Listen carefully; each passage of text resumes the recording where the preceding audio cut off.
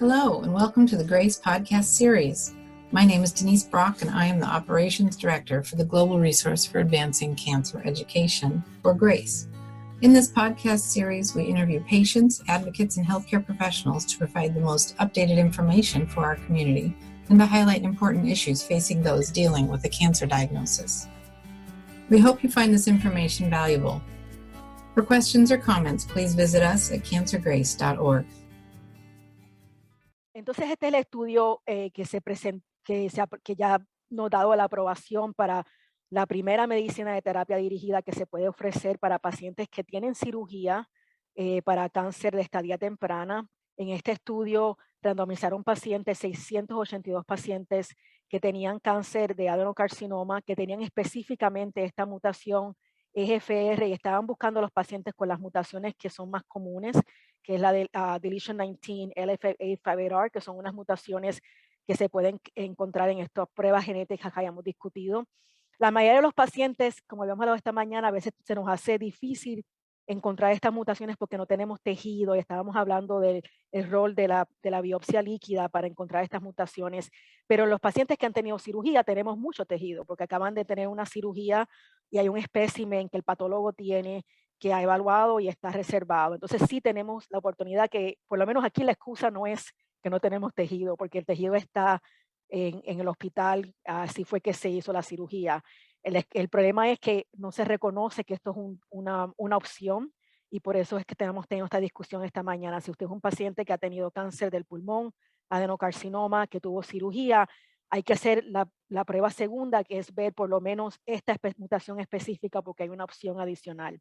Estos pacientes eran pacientes que estaban saludables, como habíamos discutido después de su cirugía, y la mitad de estos pacientes, les voy a enseñar, fueron y recibieron quimioterapia, porque en verdad hasta hoy en día la quimioterapia es lo único que nos ha enseñado que la sobrevida global puede cambiar por lo menos de 5%, un 5% en pacientes que han tenido cirugía. Entonces estos pacientes, muchos de ellos se les ofreció cirugía y después de la quimioterapia, y después de eso fueron randomizados a observación, que es el grupo en verde, o la terapia osimertinib. Y la terapia se usó por 3 años porque los estudios que había discutido que se habían hecho anteriormente, que no habían enseñado resultados, se vio que el beneficio de esta medicina se ve con el tiempo. Y on average, en esos estudios, por lo menos 18 meses de terapia fue necesario para ver una diferencia. Por eso es que se escogió esto de 3 años como una terapia después de la cirugía. Y esto es bien diferente porque usualmente cuando los pacientes tienen cirugía, la quimioterapia solo dura 3 meses. Ahora estamos ofreciéndole al paciente algo que puede durar hasta 3 años. Y lo que estábamos tratando de investigar es ver si esto ayudaba a reducir la progresión. O sea, que si veíamos mejoría en la sobrevida libre de progresión en estos pacientes. Les quería comentar que estos pacientes son pacientes que tienen esta mutación. Muchos de ellos son pacientes que no han fumado, pero habían pacientes que habían fumado en el pasado. Entonces, por eso es importante que cuando hacemos estas pruebas genéticas no usemos el tabaco, la historia de tabaco como el criterio para hacer la prueba, porque hay pacientes que tienen esta mutación que han fumado en el pasado. Y les quiero comentar que en este estudio por casi un 50-60% de los pacientes tuvieron quimioterapia.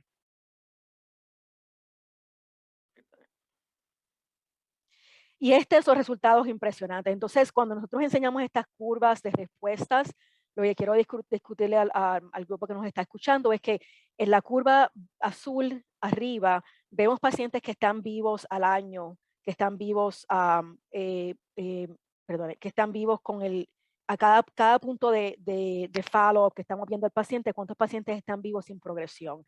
Y vemos aquí que hay un 97% de pacientes que están vivos aquí. Y cuando comparamos con los pacientes que estaban observados después de la quimioterapia o después de la cirugía sin esta terapia dirigida, ya hay un 61% sin progresión. O sea que hay una progresión significativa que se ve inmediata y se ve con el tiempo. Entonces, este estudio se paró temprano porque estaba monitoreado y se vio una diferencia tan grande en la sobrevida libre de progresión que era difícil continuar pacientes en placebos cuando teníamos una opción que estaba cambiando la vida de estos pacientes. Entonces, hubo una reducción de 83% en la progresión, y esto es el hecho porque esta medicina es una opción para los pacientes. Ahora, la crítica a este estudio fue que el estudio se terminó temprano, entonces va a ser difícil ahora ver cuál es el efecto de esta medicina en la sobrevida global, porque ahora los pacientes que empezaron este estudio, cuando el estudio se paró, se les ofreció la terapia que vimos que estaba enseñando mejorías tempranas. Entonces quizás no vamos a ver la diferencia en sobrevida global porque muchos de los pacientes ahora están siendo tratados con la medicina, que queríamos ver la diferencia. La otra crítica a este estudio es que la pregunta es si los pacientes están curados con esta terapia o en verdad lo estamos tratando temprano para cáncer metastático, que es micrometastático. Y esa es una pregunta que en verdad no vamos a saber la respuesta completa, pero vamos a discutir con el panel lo que los otros doctores están haciendo. Cuando vieron la diferencia por estadía, vieron que en verdad esta diferencia de añadir esta terapia dirigida después de cirugía se ve más grande en pacientes que tienen estadías 2 y 3, donde el riesgo de progresión es más alto.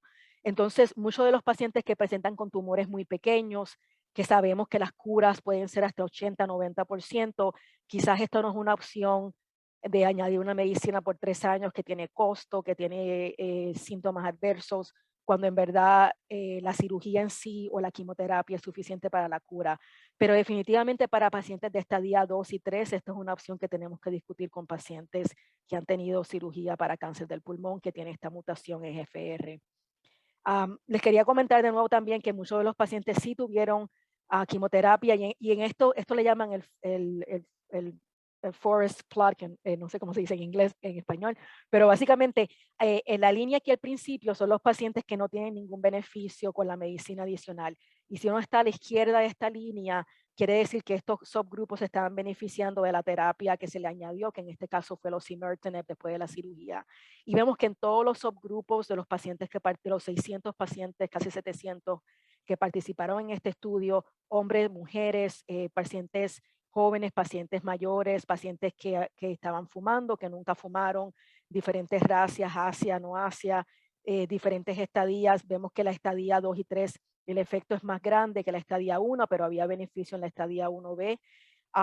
Las mutaciones, hay unas mutaciones que son más sensitivas, que ya sabíamos esto de la data que tenemos de los pacientes con cáncer avanzado. O sea que la deletion 19 tiene un efecto más grande, pero el A5R también tiene su efecto.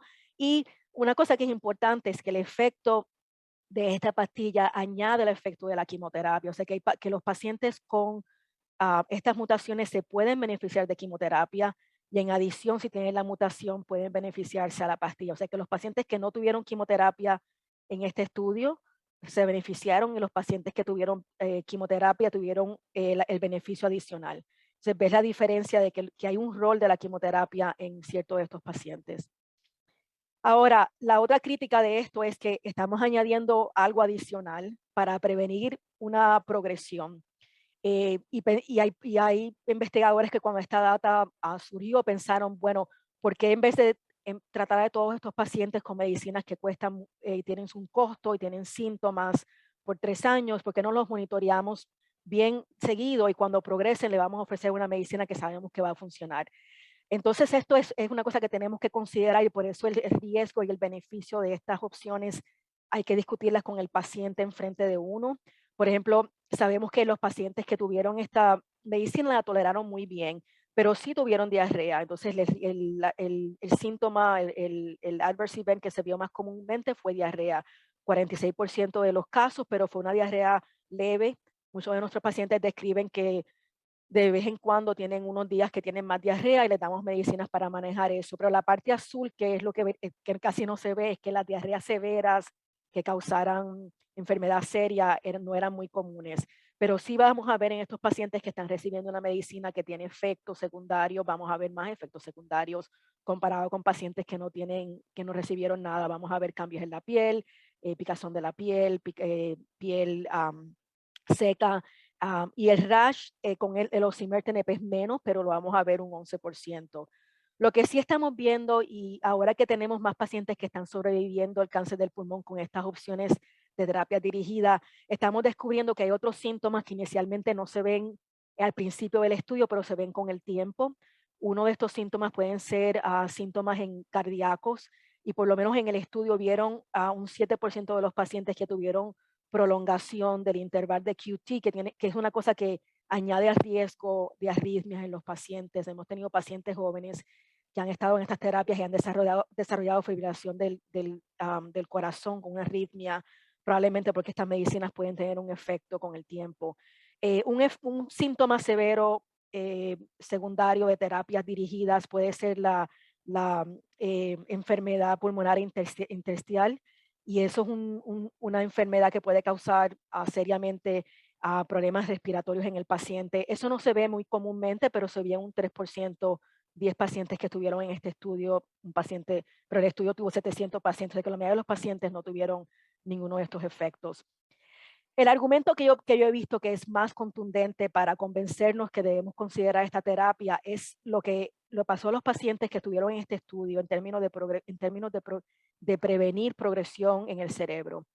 En el estudio, y obviamente el estudio todavía se está siguiendo, y vamos a ver más data sobre este estudio, hubieron 45 pacientes que progresaron.